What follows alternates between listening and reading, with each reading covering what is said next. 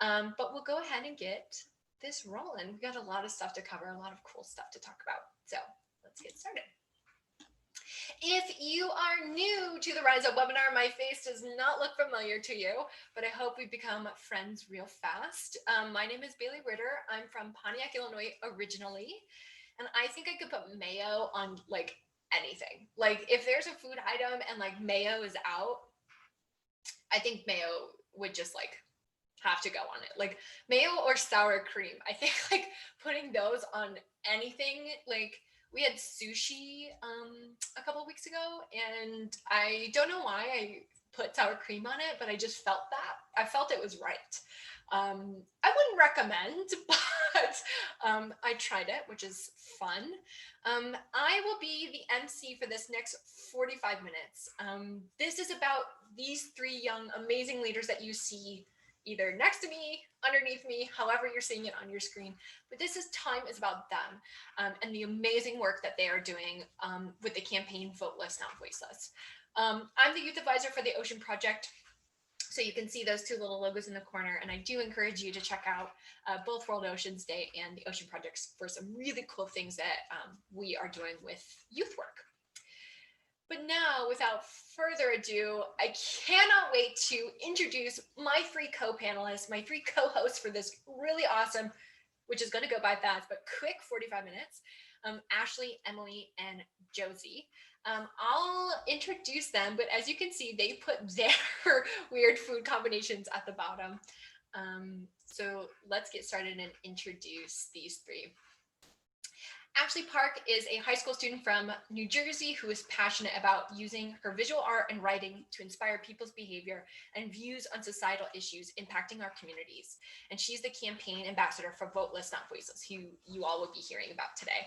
Her favorite weird food combination, and she was very specific about Wendy's. She didn't say just a shake. She said Wendy's shake and fries. And I think dipping them, I hope not just like combining them, because that would be really odd, but we're here for that. I think we're here for either of those because the weirder the better. Emily Vo is a high school student from Florida and a fellow with Our Climate, who co-led their Florida voter mobilization this past year. She has also worked with climate organizing groups such as Fridays for Future Miami and Alliance for Climate Education. And she, similar to me, could put honey mustard on everything, which is really fun. We love a good condiment, which is honey mustard and mayo and sour cream. And last but certainly not least is Josie Sparks, who is the founder of Yellowwood Youth, a nonprofit organization striving to provide quality education, resources, and opportunities to young people in Indiana in relation to the environment and the climate. So I'm absolutely thrilled and just in awe to have these three with me. I've been admiring the work that Voteless, Not Voiceless and Bowseat has been doing for like months now, specifically with the Voteless, Not Voiceless campaign.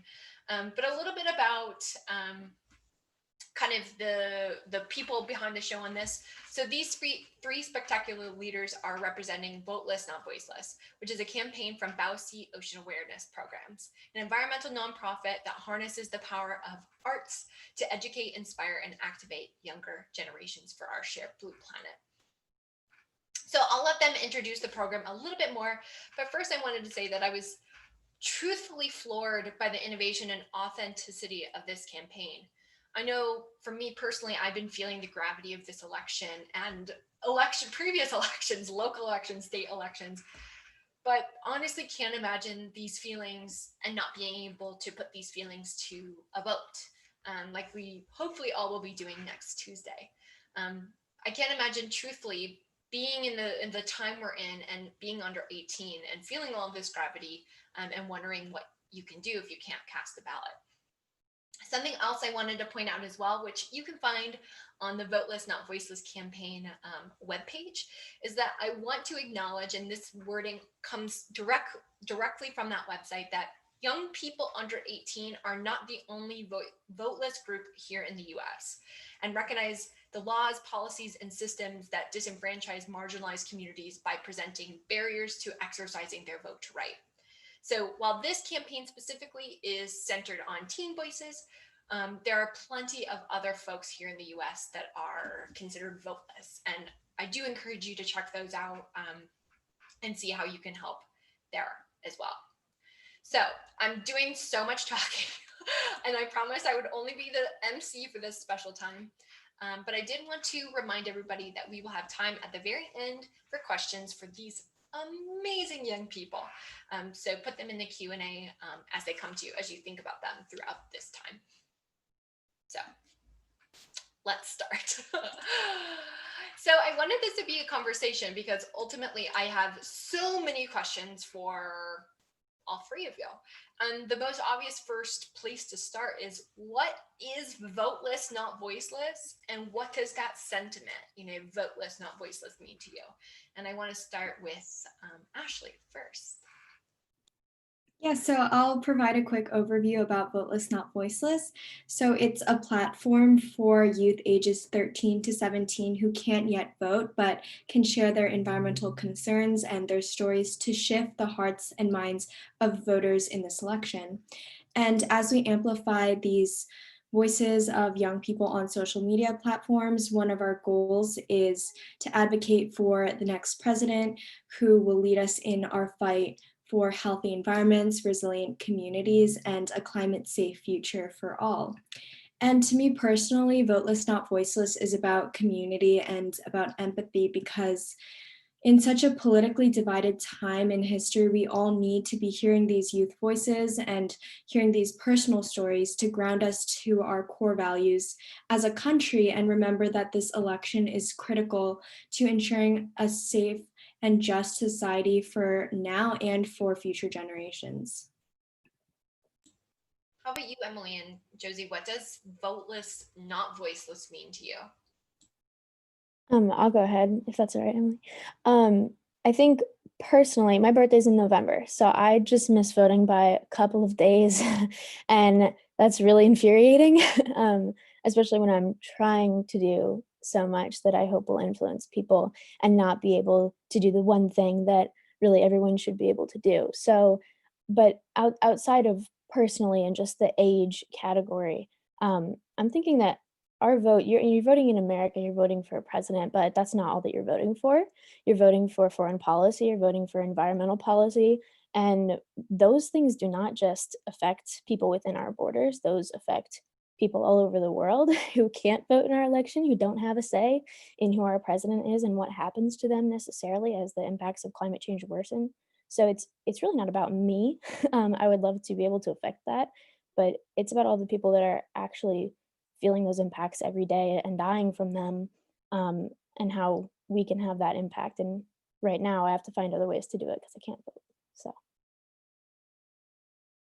I resonate with so much you just said, because I actually turned 18 7 days after the election. So I miss it by like 1 week. And that's like, it's so frustrating. But I like love the Voteless Not Voiceless platform, because when I submitted a story, it kind of helped me like shift through my emotions, kind of like the worries and concerns and like ultimately the fear, because those are all valid during the climate crisis.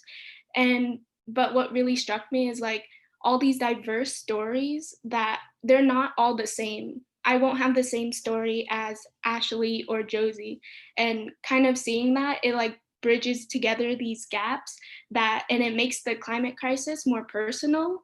And because it's so big, it's so abstract right now, like looking at these little anecdotes, whether it's like a written statement or a video, just helps me like bring it closer to home. Yeah, and I'm sure, I don't know about you all, but voting has been across my feeds. I mean, from Instagram to even just emails. And so it must be extremely frustrating when you're seeing kind of all of these people saying, vote, vote, vote, you gotta vote. And you're like, yeah, I wish I could. Like, I get the importance. I know in my heart kind of what's at stake, but there's nothing that I can do in terms of like physically voting in, the upcoming election, which is, I mean, next week. So that must be extremely frustrating. Do all three of you see that, you're seeing kind of like a shift in even your friends talking about the importance of voting, even if they can't vote? Instagram tells me every time I open the app that I should look at Indiana registration, and I have to click the X every time. But yeah, a ton of my friends that are seniors and or also, freshmen in college, sophomores in college, they're all posting that they are voting. And while I'm really glad that's happening, they're all like, putting the things in the story. Have you voted? Yes or no? And I have to be like, click no, and then be like, okay, but I wish I could like explain it every time. I think same for me too, because like just for the people that I know, like we're so anxious, and this, along with all these other issues and like climate anxiety, it's so real for us. And a lot of my friends in like South Florida, they're just like, that sea level's gonna rise. We're gonna, yeah. And it's just so, it's frustrating and kind of hopeless at the same time, but there's still like more things that we can do even though we can't vote. I definitely agree with the feeling of frustration and climate anxiety because it's posing such a huge threat on us, but sometimes we feel like hopeless and there's not much we can do to create a substantial difference, especially because we're unable to vote at this time. But I think through Voteless, Not Voiceless, we have to maintain hope by sharing and amplifying these youth stories and encouraging different ways to stay civically engaged, even if we can't directly participate in the election. Yeah, no, I love that sentiment. Also, for all of you watching, I'll have a little QR code at the very end to check out these stories that they are talking about. But if you go to either the Voteless Not Voiceless social media, so on Instagram or the webpage, you'll see stories from, tons of just passionate young people from around the US, from different backgrounds, different ages, who are sharing what it means to them, what not being able to vote means to them, but also for any of us who have the privilege to vote, what should we be voting for?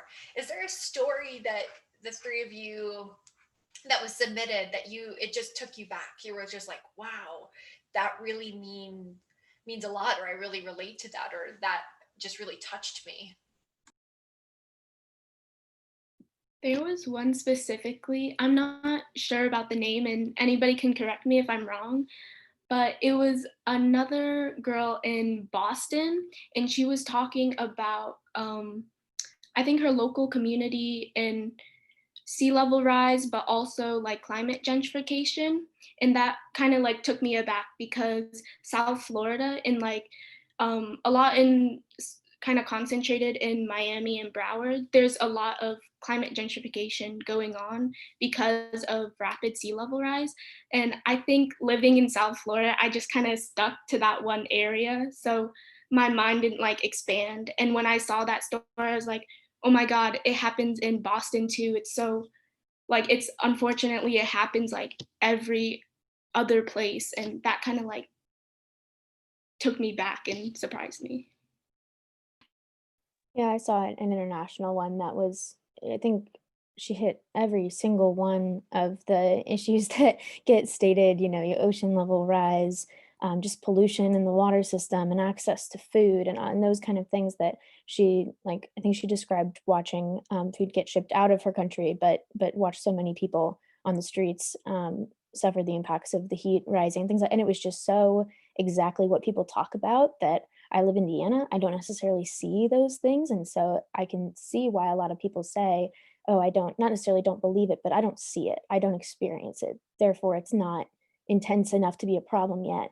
But reading someone describe their personal experience walking by their community and seeing all of those things that were supposed to be out in the future, way intense, what could happen, that took me aback a little bit because here I am writing about like preventative action and they're like, no, I'm feeling it already. Yeah, I was going to say that specifically in Josie's story, as someone from Indiana, maybe she doesn't see as much of the direct effects of climate change yet, compared to Emily, who can right now already directly see the effects. So like Josie was saying, when you feel distanced from a problem, you don't necessarily feel urgent about trying to address that problem, which is why it's so important for people across the country to be sharing different stories in their personal lives and where they're from, in order for us to unite and understand the severity of this problem. Yeah, no, I think in just looking through the story, something that really inspired my heart is how many people were talking about the connectivity of everything and kind of like talking about the community. You know, it's climate change is not separate from ocean conservation, right? Like plastic pollution is not separate from the climate crisis. Like it was really refreshing and just heartwarming to me to see, you know, the building of community in terms of stories, but the building in terms of the different, you know, maybe segmented movements of the environmental kind of youth space, which was really, it was really inspiring to me. And to see so many young people be like, no, we get it. Like no, you don't have to explain that to me. Like, I know it. It just, because it's taken me a while, you know, nobody talked about that when I was in high school or, you know, junior high. Just so to see young people under 18 being like, we got to start looking at this all together. That was really, it touched my heart reading some of those stories. So I guess kind of a major question, we've been talking about like, oh, you know, how overwhelming it must, you know, feel to be like, I get the severity, but I can't physically like cast a ballot. How do those who are watching under 18 get involved? And not only this upcoming election and advocacy for, you know, this next year, but for future elections that impact our blue planet. You know, as we all are kind of like what Josie was saying, we are all connected. It's not just about our backyard, it's about our entire blue backyard.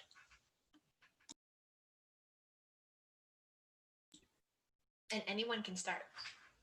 Yeah, so I would say that this is in alignment with the goals of Voteless, Not Voiceless, but definitely focusing on communicating with your friends and family members who can vote is something really big that us as Voteless youth can do. And you can explain that voting with climate change in mind isn't only about environmental protection, it's about supporting vulnerable communities and communities that already face the unjust burdens of pollution. It's that link also to detrimental health impacts.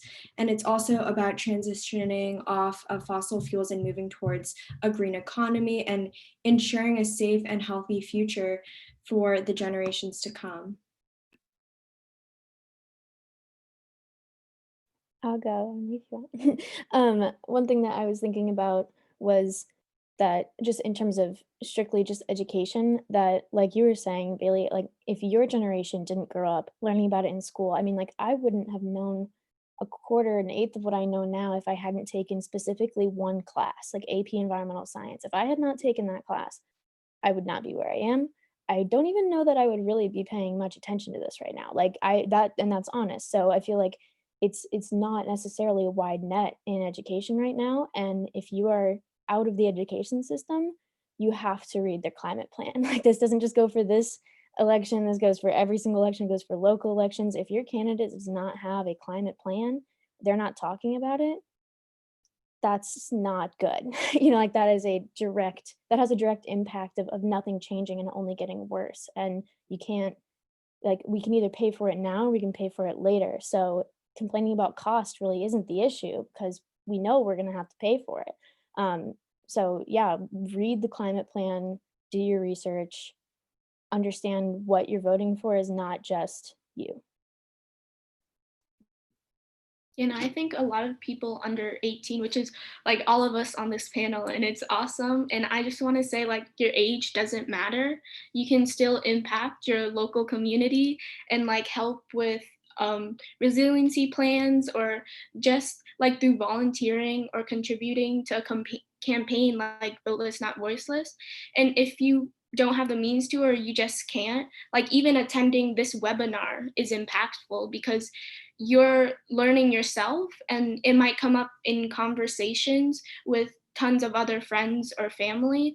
And like I know it might seem like so insignificant at first because that's how I felt, but like learning more about it and also connecting with diverse people just brings it all together. I love that. Josie put it perfectly. There's so many organizations that need your passion, that need your heart, that need your energy. And, Voteless, Not Voiceless and Bowseat are perfect examples, right? So many people coming together from different parts of the US, kind of forming a community that I don't know about you all, but I'm in desperate need of during quarantine COVID time. There's so many organizations that need you. And something at the very end I'll kind of put up so y'all can screenshot kind of some other tips, but you can also find these on the Voteless Not Voiceless webpage. But text and phone bank for candidates you love. Like, you can do that, right? Like, if there's someone you just are so like they have it, like they're your perfect candidate, but maybe you can't cast a vote for them. There's so much power in texting and phone banking, writing letters. Like, actually Shelby O'Neill, who's on and Akila, they went to a letter writing party with me, and we wrote letters to random people we didn't know, and it was so much fun. And it's just as easy as that. And while next Tuesday is coming really fast, there's so many more elections in your local community. School board, you might not think that that's important. Who's on your school board? It's critical knowing who the people at your school are largely making a lot of the decisions. Also, a little pro tip, you can see if you can pre-register and register early. Some states let 16 and 17-year-olds register early. You can't vote, but you then already have your ballot coming your way. If you vote absentee, or you can just go to the polls as soon as you turn 18. So there are a couple of really other great ways that you can get involved. Also, never underestimate the power of Google. I get a lot of people asking me, how am I supposed to know what they care about? Candidates will tell you. If you're like, I wonder what their stance on marine protected areas are, or I wonder what they're doing about ocean policy. They'll have that on their website. And if you can't find it on their website, there's tons of other really amazing resources and websites who kind of have that already compiled for you. So I would definitely don't underestimate the power of Google for sure. But Ashley, I think you brought up a really good point of like the power of conversation and just talking about these issues, talking about the things that you care about. How do you all start conversations with friends and family about some of these topics, from climate change to plastic pollution to voting on behalf of people and planet? How do you start that? Because that could be like almost a barrier to even kind of just communicating and chatting about the things you care about. I think one thing I learned in AP Environmental Science was you always make it personal. And it's not, some people think it's a trick them into agreeing with you, and that's not what it is at all. You have to bring it to them. They're not necessarily going to have the ability or the time to work towards where you are. They're not going to have you had something that set you on that path. They're not necessarily going to have that same thing. So, for example, there's a lot of like farming communities where I live, and a lot of them really try and do their best and are struggling to move toward a better system. And it's just not economically plausible. So there's a lot of kids, when we were in class, they would argue, and it's kind of like you have to bring it back to it. We're trying to help you. Like, you are a part of this. It's not us versus them. It's not only caring about people on the other side of the ocean. It's about your income. Like, if you're a farmer, climate change is a detrimental thing to your job. You're going to lose your job at some point. You're not going to be able to make a living. Like, you have to, and I think they know that. That's just one example. But yeah, make it personal. Find something that relates to them, and then walk from there. Okay, how do you fix it? And then it's surprising how quickly you get a response when you do that, or when you're able to. I love Josie's answers. They're always so good. And I also love this question because part of like the climate movement that I feel like is really significant is storytelling and like connecting with other people that you don't have the same experiences, or maybe you're complete opposites. And I like usually when I'm talking to someone, I find like that small thing that we have in common. And if we're complete opposites, then I'll just like my recommendation would be just be open. It's okay to be vulnerable. Say, hey, I'm really worried about this hurricane season. And what do you think about it? How are we going to prepare for it? And do you want to talk to this elected official with me? And I also want to add, our climate is also doing those text banking stuff. So at the end, I'll definitely plug it in. But I would really like it, even those small opportunities, don't be afraid, because like when I started out, I'm really introverted. I like staying home in my room, but honestly, like just get out there. And yes, it'll be like maybe it'll be awkward at first. I know it definitely was for me, but as you get more used to it, it like honestly for me, it changed my life. So Yeah, I totally agree with both Josie and Emily. And building off of that, I think a great way to start these conversations is by focusing on values that you already agree on, which a big thing for everyone is safety. And safety is especially a prevalent issue in politics right now with the ongoing pandemic. And you can discuss all the different connections between the pandemic and safety from the climate crisis. And by talking about these common interests with your family and friends, you can tie in the discussion of climate change and emphasize that our future can only be safe if our next president is someone who will properly address the climate crisis with the urgency that we need. Cool. I have another really quick example, if that's No, okay. please. Okay. So this reminded me of, there was a student in our class that is very a Trump supporter and very agrees with his immigration policies. And we tried to talk about how, like, if those are, if you don't want people coming to the US for sanctuary, look at the number of them that are climate refugees. Like, if you're not going to take action against climate change that would allow them to stay in their country and keep their lives there, which most of them I think would probably very much want, then they will not be coming here. And where are they going to come? Where are people in Florida and Boston and New York going to come when the sea level rises, or when it gets too hot to live in metal cities? Like, they're going to come inland. They're going to come where you are. For us, like, that was the thing that he didn't have a response at the time, but just think about, it's not one or the other. You have to see how they connect. Like we said, everything's connected. And yeah, where are those people going to go? Your policy isn't going to help anything if that's what you're doing. Yeah, that's a really beautiful example. And similar to Josie, I come from the Midwest and I grew up. And even now, I have, my friends and family members who are in the agricultural community frustrated by how unpredictable the seasons are. And it's like, yes.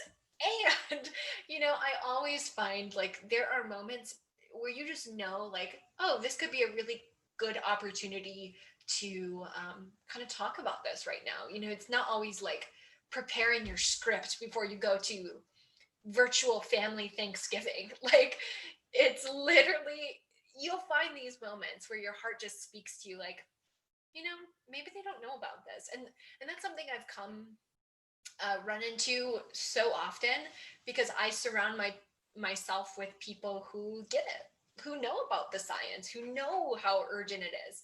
And so I just assume, I'm like, haven't you guys seen this? Like, on the news or on social media? And sometimes they haven't. And so being empathetic to where people are coming from, where their concerns are, maybe they just haven't heard about it. I always try and start fresh, never assuming what people do and don't know, or what their values are based on things that they've said in the past, or things that they voted for in the past. Starting fresh is really refreshing for a lot of people. So we've been talking a lot about kind of like big system change, or right, like voting for people to put in power that have our planet's best interest at hand. But sometimes when you're so focused kind of on the top, I find myself like not taking little actions every day, to kind of help along that journey. So what are ways that you guys take action every day, in your own hands for our planet? As much as you guys are advocating for, systemic change too. I can start off. Yeah. I think I take action, like it's a lot of like doing little small things to help with mental health, because I think definitely in the past mental health wasn't regarded as one of the most important, or not as important as other activities, but kind of really taking care of yourself and others who really need it, like gives you the space to learn and be comfortable with yourself. And it's okay to take breaks. It's okay to have a bad day or not be productive all the time, because when you're at your best you can make the most impact. And it's still an ongoing process. You might not always have like good consecutive days, and that's fine as well, because you're still putting yourself out there. I love that. But I just want to say that I love that because that's so important. It's not talked about enough. Yeah, I love that message too, because focusing on and prioritizing your mental health is what in the long term will benefit you and make your impact the most influential. I think when you're in your best state, your mindset is prepared to absorb what other people have to say, and you're also prepared to have the conversations with others and inform them on the issues that we care about regarding voting or sustainability, climate change. And I also think that when we look at climate change on a global scale, it's really overwhelming. So it's also important to focus on local activism. There's a lot of ways that you can get involved with local organizations or activism for your state. And I just have like one example that happened to me recently. So I've been interning for New Jersey Food and Water Watch, which is a grassroots organization. And for the past 18 months, we've been fighting against a power plant proposal, fossil fuel power plant proposal by NJ Transit, which is our public transportation system. And for 18 months, we've been lobbying elected officials and mobilizing everyday people, passing municipal resolutions. And we didn't really think that there was much hope because they kept pushing through with it. But just exactly 1 week ago, NJ Transit announced that they would immediately stop the power plant and move forward with a 100% solar and wind renewable energy solution. And this was like one of the most fulfilling moments of my life. I didn't know that like my activism, like the small changes that I was contributing to my local area and to my state would have such a huge impact. So I think when we focus on the little things that we can do in our community for local organizations, whether it's text banking or organizing a small rally, these things all add up, and they're paving the way for our country as a whole and also the world as a whole to move towards a green economy and towards a climate safe future. Taking it back to kind of the very like limited personal action that we always hear about, I would say when I was little, not even little, like 3 years ago, my stepmom called me the meat monster, because she came into our household and she was like, all you eat is meat. Oh my God, every single meal. Why? Like, you're so unhealthy. Let me fix this. So slowly over the years, she's been introducing me to more like foreign foods and vegetarian foods. So like for breakfast this morning, I had like broccoli and cheddar quiche instead of, like an omelet or something, but, and it's delicious. And so like, I think we have up to 7 now that I like, and I'm a very picky eater. So there is a Josie likes these meals list. So slowly we've gotten from 1 vegetarian meal a week to 3 to 5. So like, just taking meat out of the diet has been a big thing for our family. Weirdly enough, I don't think we thought about it before. And it's never too late too. This journey is imperfect. Like there is not a perfect plan for you to be a good environmentalist or do good by our planet, like some weeks you're gonna have an amazing week where you're like reusing your bath water for plants. And some weeks you're kind of like what Emily said, you're prioritizing yourself and not realizing or not taking kind of all of the burden on yourself for kind of making everyday actions. The other thing too is, something I just learned is that the term carbon footprint was actually created by the fossil fuel industry to put more pressure on each of us as consumers. Like, how big is my carbon footprint? How can I shrink my carbon footprint when, most likely the people on this call aren't the ones really making the dent, in terms of CO2 emissions. So learn, like that's like one of the easiest, I mean, in terms of relativity, but easiest things that you can do is listen to podcasts, join free webinars like this, DM people. I'm a huge fan for DMing people that you think are cool and ask them if you can chat with them. When I was in high school, I emailed on a whim Erin Brockovich. And if you do not know who that is, please Google her. She's amazing. But I emailed her on a whim and she emailed me back. And it was one of the most exciting and insane things of my life. But these people just care. They put their pants on the same way that all of us do, one leg at a time. So they care about these issues too and want to hear from you. Also, we're running short on time. How does this go so fast? We have a question in the chat from the lovely Akila. What are ways you all bring energy in, or what are some examples of like really beautiful self-care moments that you all have?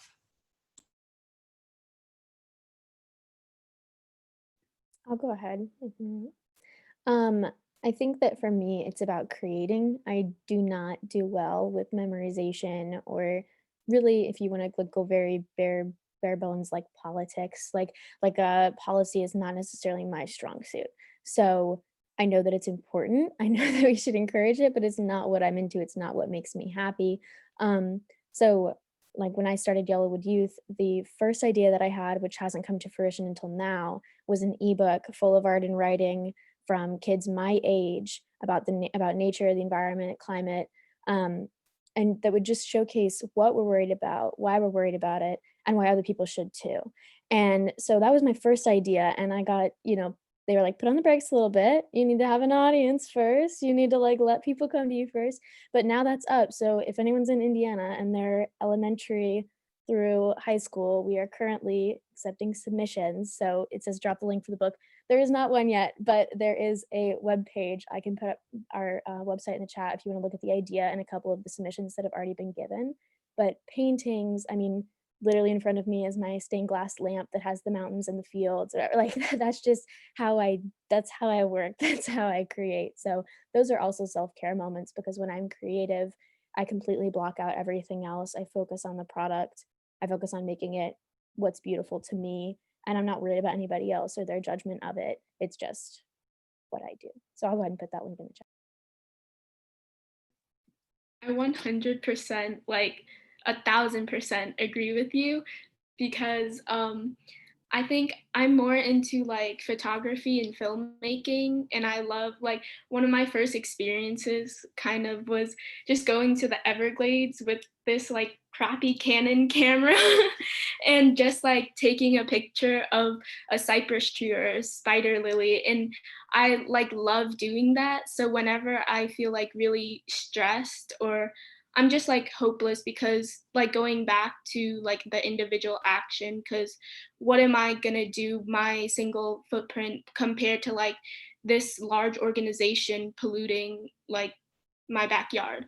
And I don't know, just finding that one thing that you love doing, and or even it could be like really silly. I love, whenever I'm sad, I love watching Legally Blonde on repeat. I don't know why, I just do.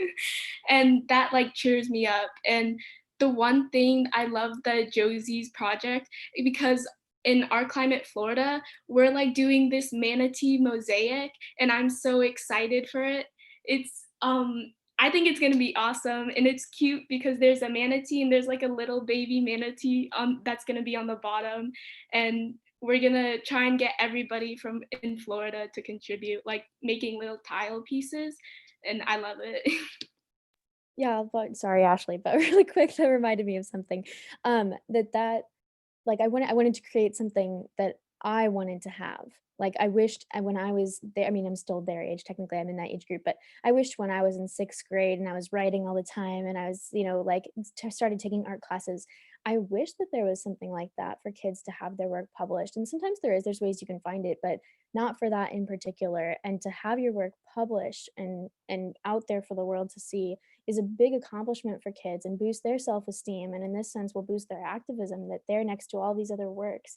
And usually you look at other people's work and you say, oh, that's so great, like what is mine? But you're there with them, you're in that book, you're all together. Like that was just something that I wish that I had. So like create what you would have wanted or what you want to be a part of. Yeah, and I totally agree. The creative aspect of activism is so important, and it resonates with a lot of different people who may feel like they don't necessarily want to get involved with politics or other aspects of environmentalism or activism in general. And I also create visual art, and a lot of my artwork embodies the messages and the concerns that I have about climate change. And by sharing this on social media and at different art galleries, I feel like that's a way for me to express myself and develop, hopefully, people will see my artwork and develop emotional connections with these issues, which is sometimes more powerful than just reading about the science and the facts that we see all the time in the news. And another thing that's really important is, and is good for self-care, is connecting with your community, because when you're surrounded by people and who care about the same issues and share the same values and passions as you, you can build power together and empower each other. And you know that you're fighting for policies and leaders that will work to protect all people and address the climate crisis. I love those. I know it's hard. My friend Laura always says it's a marathon and not a race. And so we have to remember sometimes that, well, we are surrounded by it and feel like the weight very physically and mentally. There's others out there too who can kind of, maybe that today is their day that they can take on the climate crisis, take on the plastic pollution crisis. Maybe you just need to watch Legally Blonde today, and that's fun and amazing and great. I totally relate to having like a movie that you just watch repeatedly when you just need like a warm hug, like it's a warm hug of a movie. So, Chris's story, that's really, really good. I want to, because we're running short on time because this is such a great conversation. But I did want to share some of the additional things that, if you are under 18 or even if you're over 18, that you can be doing no matter what time of the year it is, whether a big election is coming up or not. But talk to your family and friends about your concerns and share your thoughts on social media. Maybe you're the first time that some of these people are hearing about it. See if you can pre-register in your state and help register others. That's a really great way. If you got the voting plan down, if you know what these candidates' issues are, help other people learn about them too. Learn more about the issues you care about from books, courses, webinars, podcasts, anything that makes sense to you. Learn. That's if me saying marine protected areas today and you're like, what? Learn about it. There's so much advocacy work happening around marine protected areas and other topics relating to climate, relating to ocean. If that's something you care about, dig deep, go down a rabbit hole in your Google search, and you'll find some really interesting things, and then realize that your voice could lend itself to that. Write letters to your local newspaper, contact your school board, join issues-based organizations you care about, make sure your friends are involved, and text and phone bank the candidates you support and believe in. I do encourage you. This was actually my first year that I got into local politics. I was like always focused on who the president was going to be and who my state senators were going to be. And then I realized there are so many people who represent me that I didn't know. Like I this was my first time finding out their names and actually researching what they care about. So, make yourself a little cheat sheet, for now. And if there's someone that you're like, yo, not this person, they're not doing it for people and planet. Remember that. Start talking. As soon as Tuesday is over, start talking again. There's so many more elections. There's so many other things you can add your advocacy voice to that need you. And I know that might sound overwhelming, but it's a lot more fun kind of Google searching and going down the rabbit hole of finding out what people care about, and it can be really enjoyable and fun. If you have not submitted a question for these lovely, lovely leaders, please do so. But I wanted to share their information. You guys can see your faces, right? Okay, good. So please, you see these QR codes in the two corners. Learn more about Bowseat Ocean Awareness Programs. They have some killer content and advocacy work besides Voteless, Not Voiceless. Their Ocean Awareness campaign for 2021. So if you're into art, if you have the creative spirit and soul, submit your artwork to this amazing campaign for killer prizes, awards, and just general recognition, which is pretty cool. But you can also learn in this left hand how to take action for our blue planet, no matter where you live, which is exciting. So while people are scanning their QR codes, I have one last final question. And that is, if you had America's attention for 30 seconds before they voted, next week before they voted, 2 years from now, 4 years from now, what would you say?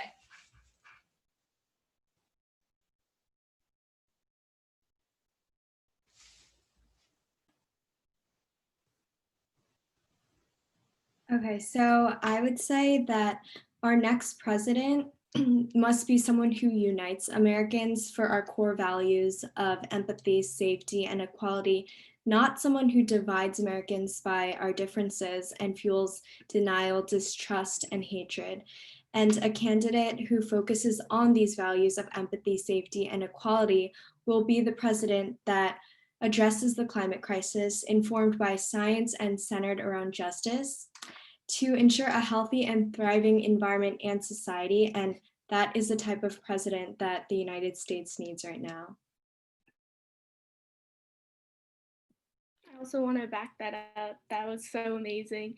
And like, just to tell them, you're not just voting for the environment, because racial justice is climate justice, queer justice is climate justice. There are so many things encompassing like what the environment impacts us by, and that one vote could tip the scales immensely, and you never know, so yeah. Going off of what Emily said, I saw a thing today on Instagram that said, I'm sure you've all seen it, vote as if you're not white, as if you don't live in the US, as if you're male, vote as if you're not male. All of those things that don't come with the inherent biases and impacts that minority communities face. And what I scribbled down before we started was, it's not about you. However insensitive that sounds, your vote is not really for you at this point. It's if you're like me, at least for some of you, it might be for you. But we have to protect each other. We have to protect other people, and literally millions of lives could be and are at stake. So it's not a light thing, and it's not an easy thing, but I think there's a pretty clear answer. Those are beautiful. Good thing I have these on recording so I can share it with you as in world. I was like, share it with the world? Yeah, share it with the world. Thank you so much, all three of you, for being here and joining in community and conversation with me. Something I did want to mention before we go, if you are under 18 and you are watching this special webinar, whether live or recorded, please submit your story. Submit what you care about to Voteless, Not Voiceless. So you just screenshot the little QR code here in the corner and submit why you care. And for every story you receive, Bowseat will make a $10 donation to their campaign partner, Our Climate, to support 2020 voter registration and mobilization. So please still submit your stories. After next Tuesday, keep talking, because we still have a long way to go. No matter what the outcome looks like, we have a long way to go. But if you haven't read The Earth is Hiring by Paul Hawken, it always reminds me, there's a line that says, if you haven't met the people who are fighting tirelessly to protect this world, you can't help but be optimistic. So every time I chat with people like the three of you, it just renews my energy, and it renews my resolve to continue to make sure we have a blue planet that we all deserve. And I love what you said, Josie, that maybe that this isn't the biggest thing for you. The things that are on the ballot maybe don't affect you, but vote like they do. And continue after next Tuesday to advocate and vote for the little and the big things that you care about. I think that's all that I have. We could keep obviously going for hours and hours, but between now and the next time you join us for the Rise Up webinar, tell us the one thing of many that you're doing to ensure those in power represent the future that we all deserve, and never stop fighting. And just always remember that the role models, the best role models for our planet, are the ones who wake up every single day and ask themselves if they're doing what they can with what they have, with the time that they have, to make sure that we all have a healthy and sustainable shared future and planet. Thank you, all three of you, for being here with me. You're awesome. I've loved getting to know all three of you, and I can't wait to see what insane, beautiful, killer work you all do next. So thank you all for being here with me today. I'll see you at the next one. Oh, we have a question. I'm not even looking at the chat. Sorry, everybody. You can find the recordings on the Rise Up webinar YouTube. So you can find the past panelists and hosts that we've had, from health equity to environmental justice to interpretation. We kind of have a lot of different topics. So yeah, Rise Up webinar, YouTube. You're welcome. Okay, that's it. That's all I have for you today. Thank you. See you next month. Thank you, all three of you. You guys are amazing. Keep up the great work. Thank you, Baylee, for hosting and asking questions. Thank you so much. Easiest thing I did all day, week, month. Bye, everyone.